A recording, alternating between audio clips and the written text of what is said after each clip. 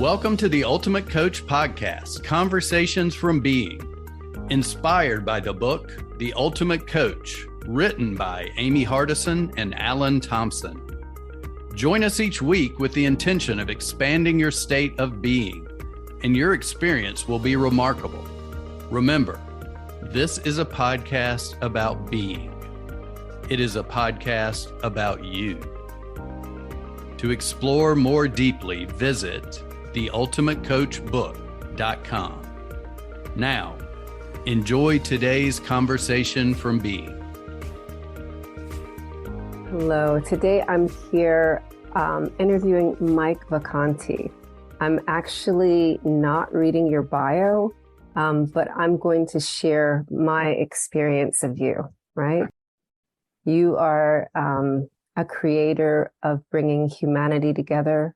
And we first met through your mission of Humans First, and which I chose to become an ambassador for. And I see you as who you're being in the world is the bringer of hearts back to oneness. Would you agree that that's accurate? Yeah, I love that. I mean, it's powerfully focused, and thank you for seeing that. Yeah, you're welcome. There's so much that we learn along the journey, right? So I'm sitting here with my gray hair right now, and many life experiences, many career experiences. There was one point I was interviewing for a job, Cordelia, and the interviewer said, "Mike, you kind of look like a job hopper." And what I said back is, that's for underachievers. I've had 5 different careers. I love that. Wow. The jobs don't define us. I don't think our careers define us, but continually learning to become a better person, to become a more full version of ourselves along the journey, I think is the greater challenge and certainly the greater reward. Definitely. I love the reframe on that. I even think for people starting out, right? The people who may still be in their 20s or 30s, who have had maybe 3 or 4 different positions, definitely it can be said that that's different careers, right? They're looking at their options and their choices, Yes. It's often been said to me throughout my life, the many years, is that, boy, Mike, you really think out of the box. And I do believe that it's easy because I've never been in a box. I've resisted people building containers around me. And it's been painful to resist that building of containers, that letting others define me, because I'm still trying to grow and understand and find the definition for myself. And I think that's a lifelong journey. The uniting of hearts, I do believe, the first mission of Humans First was to ignite and accelerate a shift in business culture to value humans first. And what that became, what it morphed into, was opening hearts and opening minds. Our belief systems, whatever those are, and they can be varied and they're all beautiful, but we're seeking a path to a greater understanding. In many lives, we're seeking a path to understanding our place with the divine and whatever that means to each individual person through our ancestry and our history and our choices. And I don't believe there's one path. I don't believe there's one way of doing things. If there was, wouldn't we have already found it? And wouldn't we all be on that journey to bliss? And so I think we're still in a discovery phase. And the opening hearts and opening minds is an encouragement for us all to embrace that pursuit. And the pain and the challenges that go with it, right? Because that helps define the joy and the accomplishment. Yeah, I really agree and resonate with that, Mike. And that's why, like one of the things I declare about myself is that I'm the bridge between genders, cultures, and religions. And I see that in you. And that's how, that's what lights you up. And that's why I invited you, right? Because this was our first time meeting in Arizona. I invited you to the ultimate experience because I love, like how you're being in the world. And I also invited you to read the book. So I'm just wondering, like, how has, having that experience, reading the book, how has that changed or aligned with who you already are being?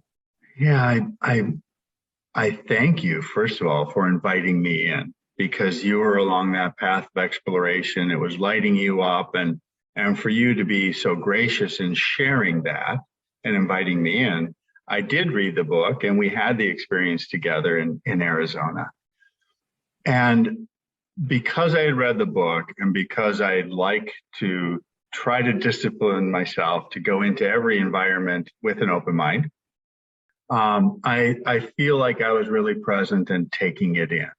And it was this beautiful expression of others' experiences. And it felt like a system of hope was being delivered to everybody in the room, all of us present. And that was my great takeaway from the book is, while Steve has expressed his journey and the many that benefited from that work, those experiences with Steve and with each other, those stories were shared so beautifully. But again, it's not a 12 steps to happiness, the 8 foundations to solve all the world's problems, the 5 beliefs that will never fail you, the 3 this, 4 that, and right. We're patterned to believe that there's some simple formula, and again, I don't believe that to be true. I think that this life journey is beautifully unique for each one of us. And we're not encouraged to embrace that. However, I do believe in the ultimate coach. It is to find that inner strength, to be empowered with our own beliefs, and then go out and share them and be resolved in that journey, in our discovery and our learning. Be confident in our teaching and sharing and elevating others, and keep that the mission. And so it was never a, pass a course, take the test, get the certificate, and go out and wave it around and see if somebody will pay you for that. It was a become the best you can be at this moment with the skills and the knowledge and the understanding you have, and just be bold in expressing that and sharing that out for the benefit of others. And so it really is this commitment to lifting others that resonated, along with what I really believe my mission is. Yeah, I love, there are 2 words in there that really stuck out for me, and it's the being resolved and the commitment. I definitely see that it is really the commitment to being resilient as you're being courageously going along your journey, right? And tell me more about that. Yeah, I mean, I think of you and I are parents of multiple children. Yeah. There's a a team, a big team when we combine. So when we think of that, there certainly are good foundations to parenting, and we get to understand them and choose them for how we're going to embark on that journey. And then, life happens and each individual child has different needs and our family structures and systems are different. And so we adapt and we continue to learn. And, the best of us that are parenting read the situation. There isn't one best way to parent because, the children are different. They have different needs. We can't, for me, kid 1 and kid 5 have different trajectories. And so how do we listen and learn what their skills are, what sparks them, what lights them up, and keep nurturing that, right? And somehow then we step out of the family and we go to work and we look at our colleagues or we look at systems around us and it becomes this one thing. And we want to fit everybody into the box. And there's this belief of it's easier if we create sameness. We have to level the playing field. And, with my 5 children, it wasn't the same playing field for all 5 of them. It was never level, and they certainly are not the same. And I think we have the chance to apply that to all we do, but we miss that opportunity. It's like we operate with 2 different belief systems, and we don't understand the conflict in there. And that conflict, I think, we see that unfold in front of us with mental health, physical health, stress, anxiety, anger that's projected out to others or into our family. Yeah. Right. And it's, it's just that greater awareness. It's emotional intelligence, the vulnerability of, oh my gosh, I have no idea what I'm doing. I better try to figure out how to act in the best possible way in this situation and be willing to forgive ourselves when we fail because we get to try again.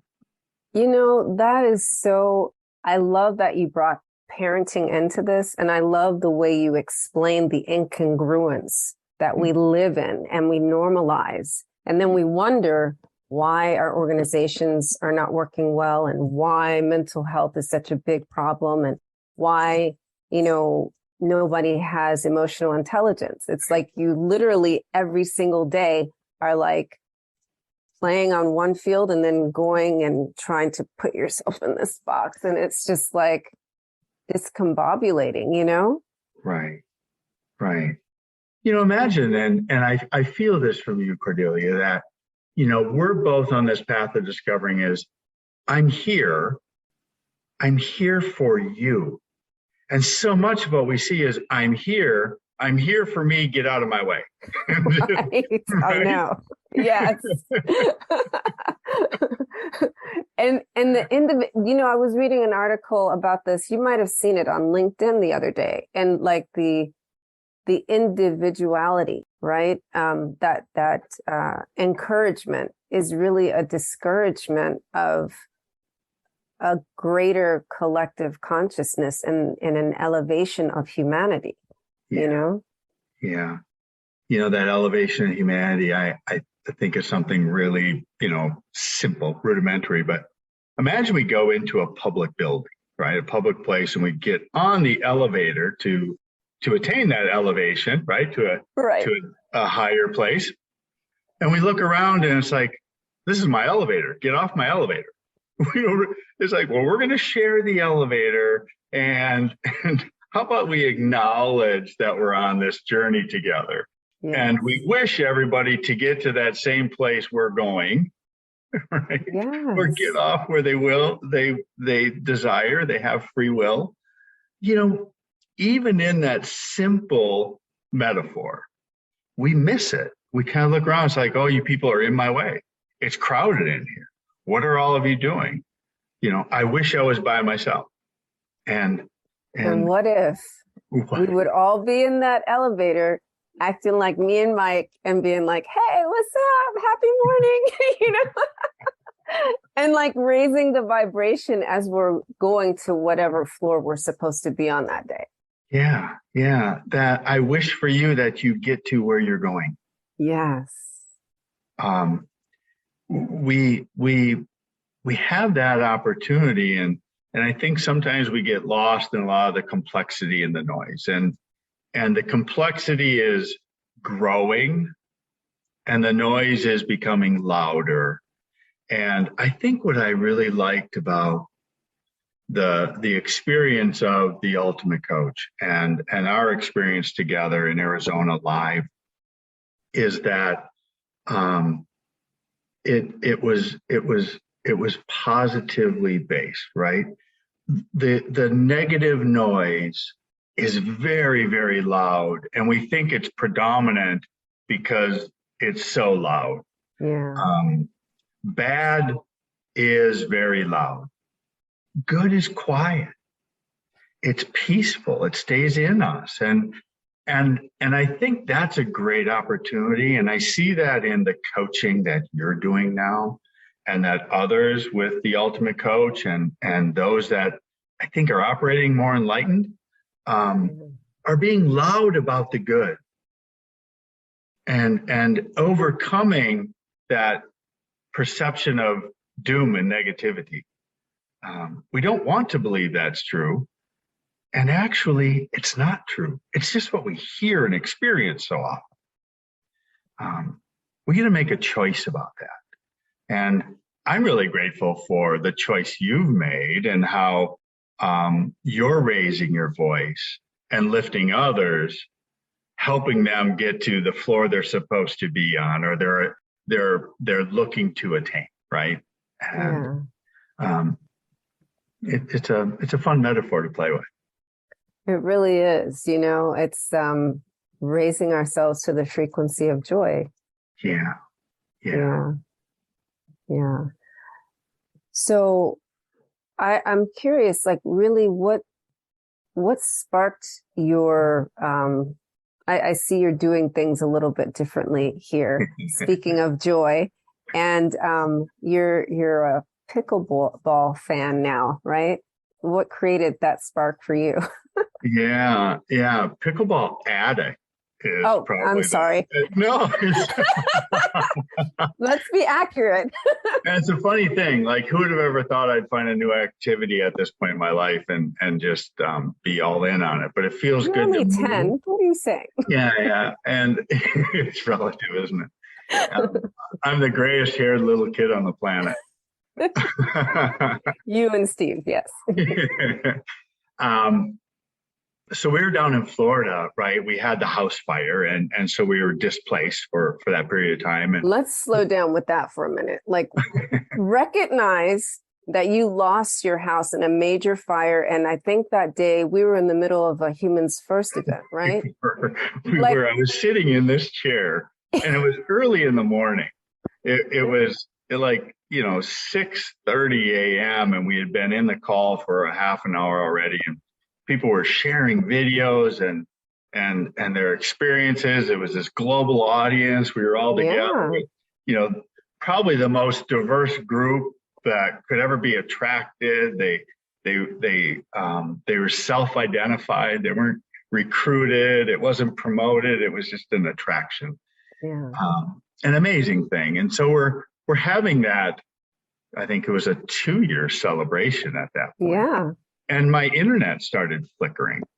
And it's like, well, what is going on? And then it went out, Cordelia. And right over here, there's a circuit breaker down in this. And so I went over there and started flicking. It's like, come on, electricity, figure this out. And my wife is upstairs in our office up there, and she's working. And I yelled up, hey, is your internet working? And 10 seconds later, she came, racing down the steps, said, we have to get out of the house. There's a fire.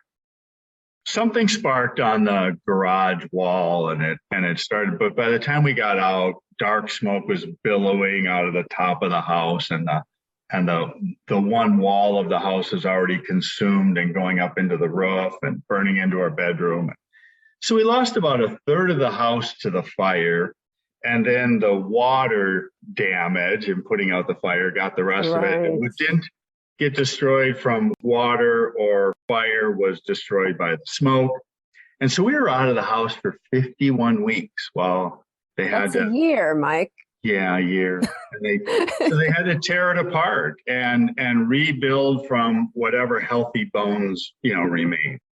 So the whole thing was gutted. It was just it was a shell, and it was a journey, and it was a part-time job through that whole thing. And here's an interesting takeaway for me, and a new life experience and a new life lesson that I don't know how this got here from pickleball, but we'll get back to it. We're going to get back to pickleball, but it's very important that you share this story because I love who you became out of this. Yeah. So that day when the fire was settled and we were, grabbed a couple of possessions because our closets burnt out, like there was little left of stuff to take. We grabbed some photo albums and stuff like that out of unaffected area and took off to my daughter's house. I experienced anxiety for the first time in my life. I had never experienced it. So I know many people that have experienced it. I've listened to them. I've helped them through that journey, whether they were working for me or they were friends. It was common, so I was aware, trying to be empathetic, but I now can share that personal experience of what does that anxiety feel like. It's very real and it's uncontrollable. Mentally, try to contain it. Following that, things just didn't feel right. I wasn't feeling full. I wasn't feeling complete for a time after that. And we went down to Florida for like 7 weeks, the first trip, came back for the holidays, and then went back for another 5 weeks. We have a house down there. So fortunately we had a place to be. It was a pandemic. My wife was working remotely. So we had that flexibility. But it was when I started feeling better months later that I realized that I had just spent a few months in a depression. I had never experienced depression. I didn't know what it was. And I could not understand that I was there until I was coming out of it. And to me, that was it was a big moment of understanding because it helped me listen and see people more clearly. That, we hear the phrase that, everybody has a journey or a challenge that we know nothing about, right? And we don't see that. But I had been through it personally. Anxiety for the first time, a bout of depression for the first time, and not even because it wasn't part of me, right? And so there's no way I'm going to recognize it until I was feeling better. It's like, what was that I just went through? Mm-hmm. And we talked about that in a previous conversation recently, right?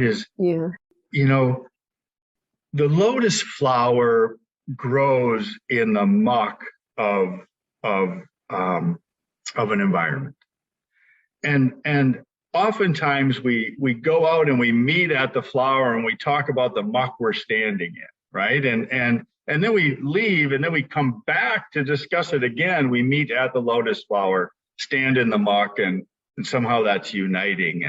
And I think the journey that you're on, the journey I hope I'm on with people, and I think is reflected in the Ultimate Coach book, is we want to walk past the lotus flower, admire its beauty, but get through it and get to the other side.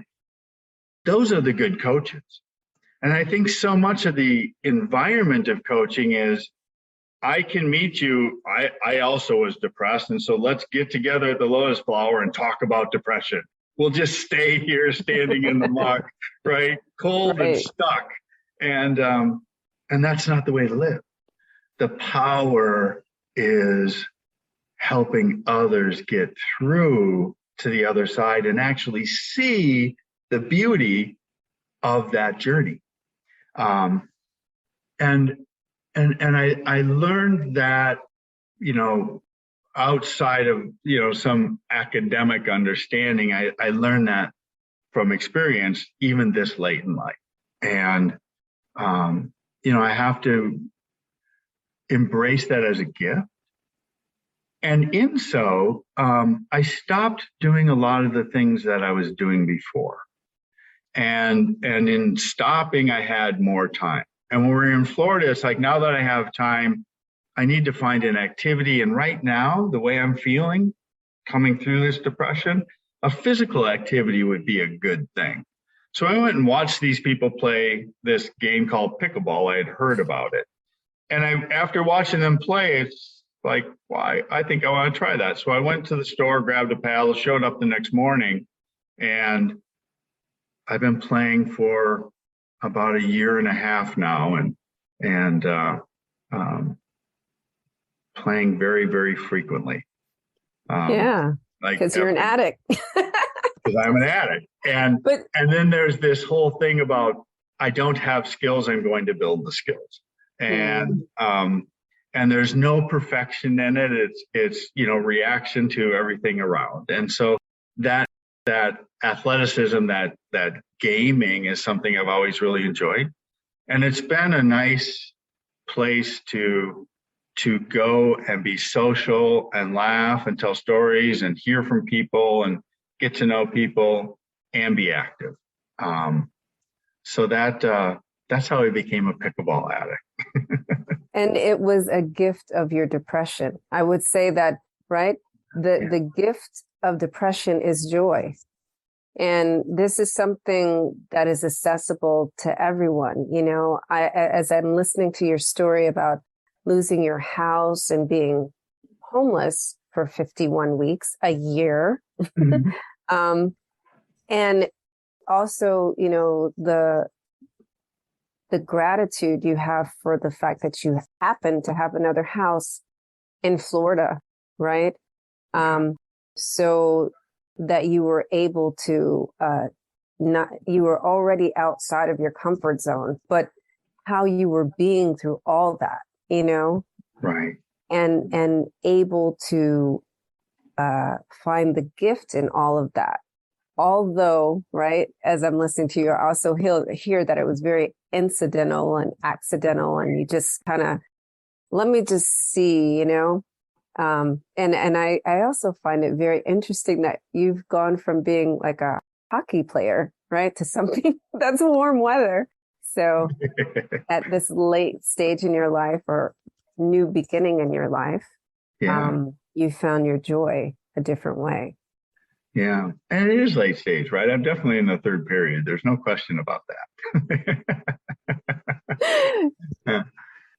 What's fun is that I'm still exploring, I'm still learning, and I'm trying to share what that feels like along the journey, right? And so instead of becoming more rigid in those beliefs, I'm taking the experiences and letting them inform the development of expanded beliefs. Yeah. And in so eliminating the beliefs that no longer serve me.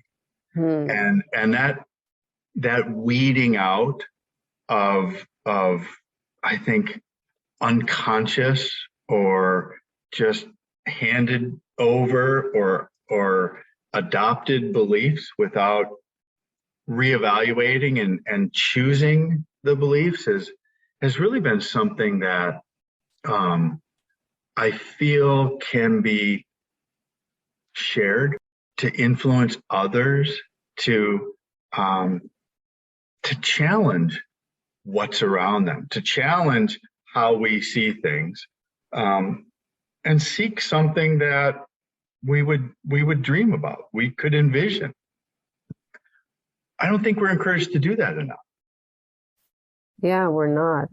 And recreating that muscle memory, actually, it rewires the brain, you know? Yes. Yeah. Yeah.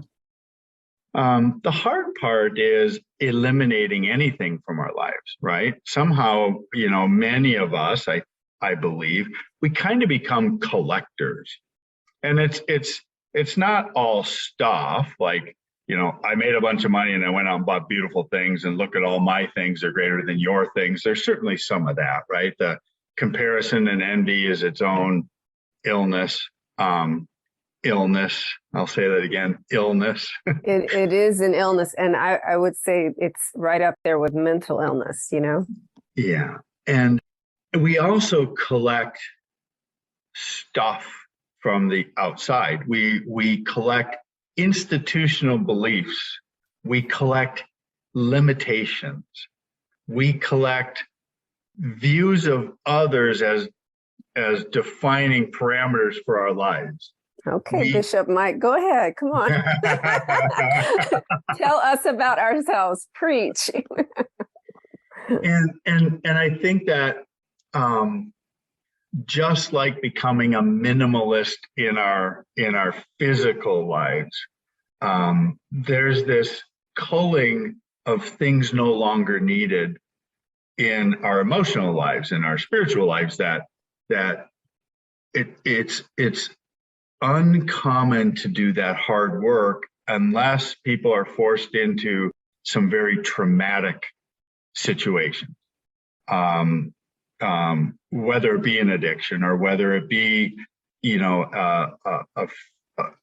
family situation, house fire. Yeah, many hardships, right? Hardships people go through, and that culling of those unneeded systems, those unneeded beliefs, the limitations in our lives, I think they become anchors, and it's painful sometimes to sever those connections. It's a great opportunity, right? The identifying, choosing, and letting go is part of the process. I think it's helpful. We can't drag all of the stuff from all of our experiences along with us. Yeah, decades and decades. Yeah. At some point, we got to let it go. Yeah. And the invitation is to reinvent how you're being and just be who you are at your core without all the conditioning that you've, and all the energy of others that you've been collecting, right? It's amazing, Cordelia, because we hear the word responsibility, right? And it's like, oh no, I resist that to some degree, or I don't want that forced on me. But when it is the life that we've chosen, the responsibility to live fully in it is something of a reward. It's like that now all of a sudden that's a great freedom, because I can take the responsibility for the things that are important. I don't have to carry the burden of others. I can take the responsibility of eliminating relationships that are part of that historic anchoring. That's very difficult, right? That's much more than ripping off a Band-Aid. Right? Indeed. That's a surgical procedure, and takes a longer time to recover from. But those are necessary things, to take the responsibility to choose, and then the responsibility to act on those choices. I think is just a great exercise to stay present in as we go through each day, each period, each season of our lives. Yeah, indeed. And I'm hearing you really talk about like the whole replenish me process. Actually, I'm hearing like release all that stuff, restructure, creating new habits, better habits, joyful things to do, and then refresh like your environment, the people that you spin your heartbeats with, right? Yeah. And rebirth into, just welcoming your joy all the time. You're freeing yourself by self-nurturing. Yeah. That's like entirely your whole story, And I think that to the best of our ability, certainly to the best of my ability, to try to stay present in that, right? Because it's very easy to start to doubt and accept the limitations again and go back and do the comparing and shrink ourselves in the whole process again. Yeah. And so it's that I don't know, understanding of the gift of choice each day, and living without regret on that, and making sure that the page we write next is one we write. It's not one that was written for us, and that's what I hope for my children. That's what I hope for my friends. That's what I hope for my colleagues. And to try to stay present in that and show up that way, so I'm an example of it, is hard work.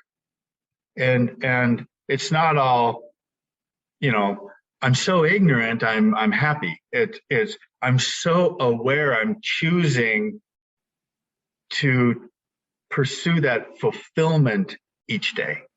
Yeah, it's a practice. To practice. Yeah. Yeah. A unique kind of discipline. It's growing awareness.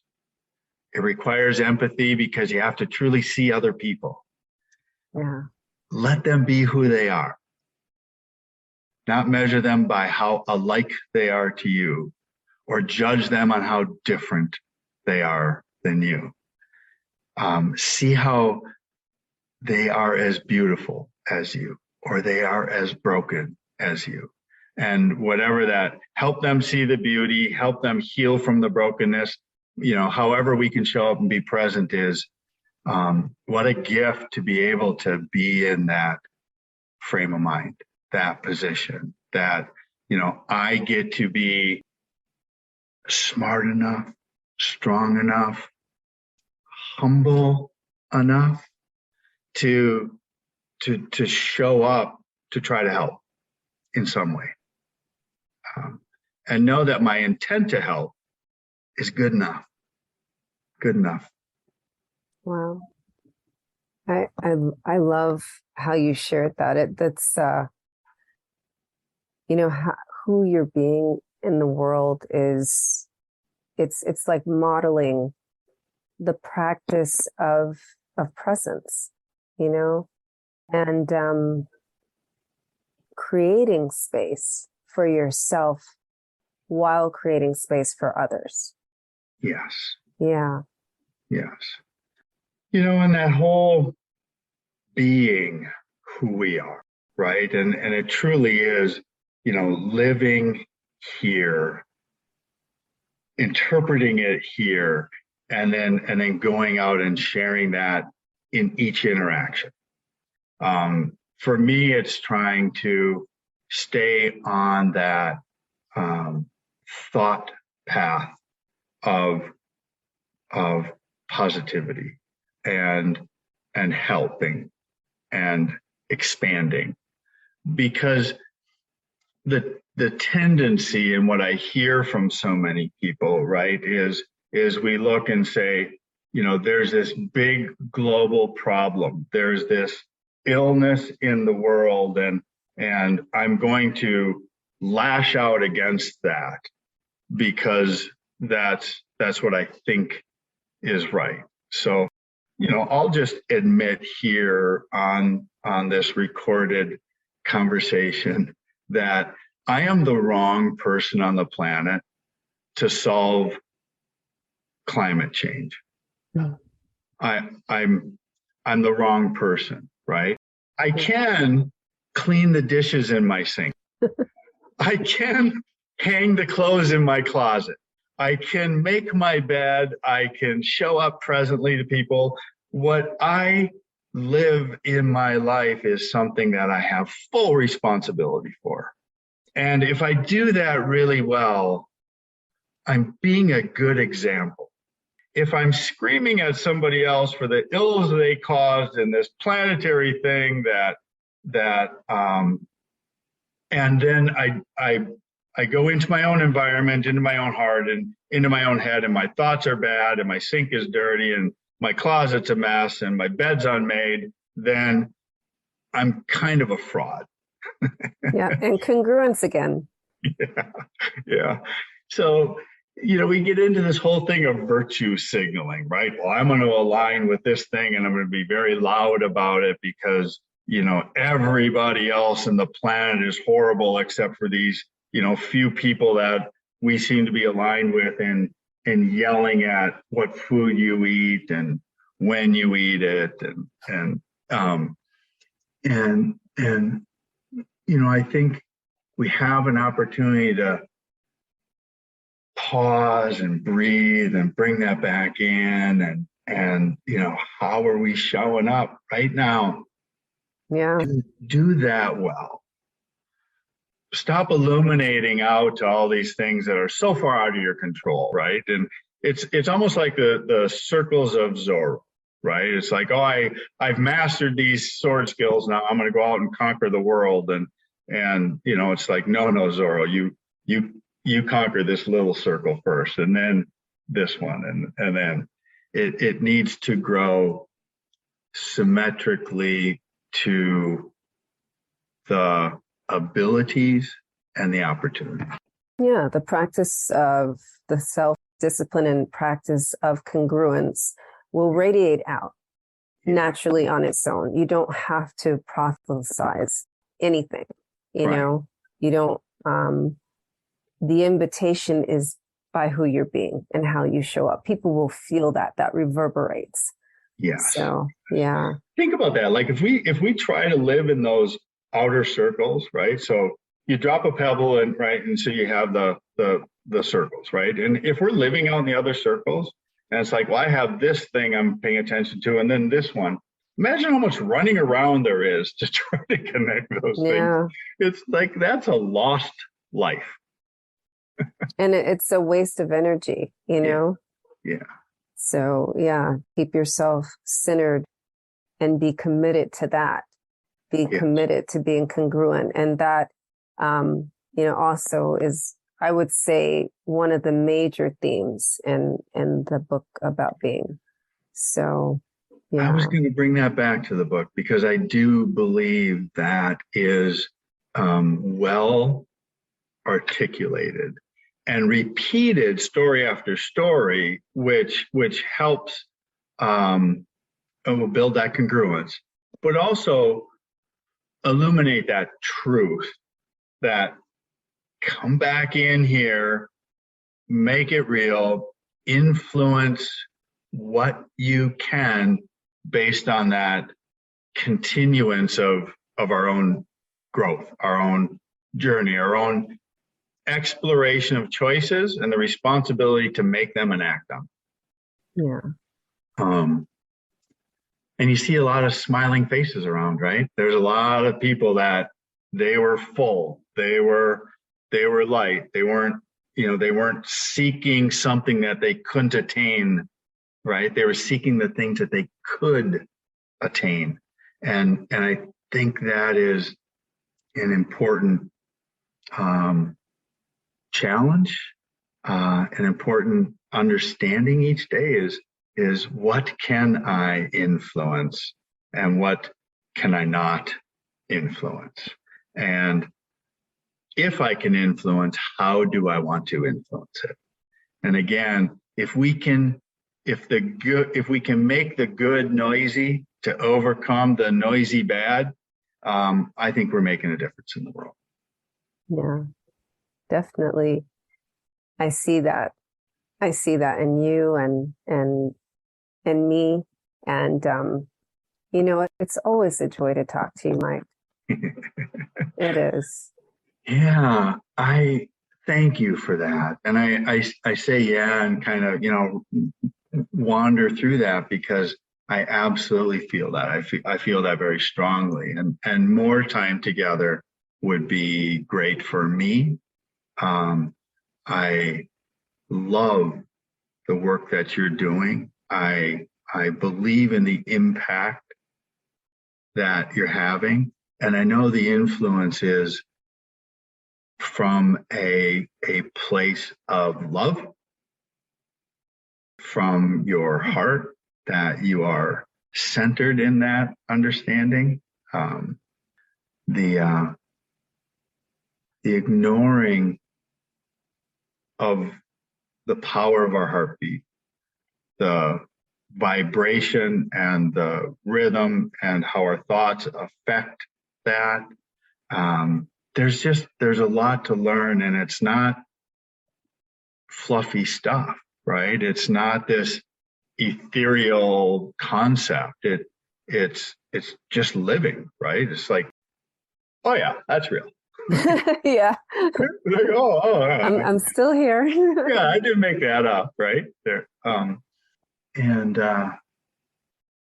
helping others find meaning and giving themselves permission to heal instead of staying in the illness, going through the muck, valuing the beauty of the lotus flower as they pass by, but not living in that muck, I think is something we can continue to encourage. I think it's the great opportunity for the coaching industry. I think it's missing because there's more money gathering at the lotus flower, right? There's more money in keeping you stuck in the muck. Keep paying. We'll just commiserate together, right? But the great opportunity is to help move more people through to the other side. And I believe that's the spirit, the intent, the outcomes that are recorded, the volume of the work in the Ultimate Coach is that path through. And that's a gift. 100%. Mm-hmm. Well, I'm just like, what I'm enjoying so much and what I want to acknowledge you for, Mike, is the way that you so eloquently, convey what you believe, and you make it seamless, right? You like in this conversation, you've expressed your love and learnings as a father, how you bring that into who you are professionally, and how it's helped you to overcome adversity, even your awareness of how to heal your anxiety and depression through pickleball. Something so fun, something so different and new, and just being, having the awareness that you needed to make some different choices. Yeah. To elevate your own soul, and so you could be more you, right? And finding out that some of the parts that you had assumed were you had to release those. Yeah. I think, Cordelia, if I am in a position of serving, right? And I think I'm serving this great nutrition to people. And suddenly I realize that what I am serving now looks like, a Happy Meal. I need to rethink that. Yes. It's like, oh, I need to go back and into the kitchen and reinvent what is going on to that serving plate to bring forward and nurture others or nourish others. And yes. and I think sometimes we forget that we have to evaluate that pattern we're in and sometimes change it. if we don't, it may just happen to us. Or for us. Yeah. For us, like it did in your case. So. We either choose to change or change happens to us. Yes. Because indeed. it's we're in motion. There's no question about that. At all. Yeah, my hair wasn't always gray. Beautiful, and you have all of it, which is which is a gift. Thank you so much, Mike. I know we could, when we get together, we can talk for like ages. I do want to say I'm going to do a commercial, right? So people read the book. Pay attention to the journey that Cordelia is taking you on with her work. And if you have an opportunity to join one of the events, please make that investment, because I believe you'll feel the opportunity to embrace some of the ideas that have been shared and talked about today. How beautiful it is if we can make a choice to be intentional about our growth. So read the book, be thoughtful of who you're engaging with, be thoughtful about where you're putting your energy, clean the closet, don't try to clean the world, make a difference each day. That's available. Stay with Cordelia on this path. I believe in where you're helping us grow too. Thank you, Mike. Yeah. And join the LinkedIn group. Yes, do that. There's ways to engage, and again, making good louder than bad is just a wonderful mission for us all.